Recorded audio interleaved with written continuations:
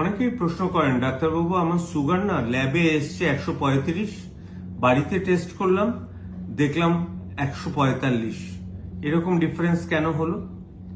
এবার আবার বলি, আমাদের কিন্তু সুগার চেক করা উচিত ডায়াবেটিক পেশেন্টের পিরিয়ডিক্যালি বাড়িতে সুগারের মেশিন দিয়ে, গ্লুকোমিটার দিয়ে চেক করা উচিত। এবার গ্লুকোমিটারে কোন রিডিংটা আমরা দেখি?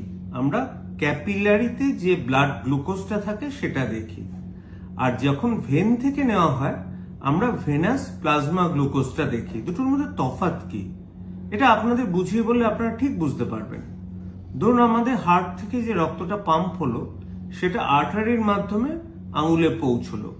আর্টারির সাবডিভিশন হলো আর্টেরিওলস। আর্টেরিওলসটা গিয়ে ক্যাপিলারি হয়। ক্যাপিলারিটা যখন হাতের মধ্যে আসে তখন হাতের যে মাংসপেশিগুলো থাকে তার থেকে গ্লুকোজ নিয়ে নেয় সে।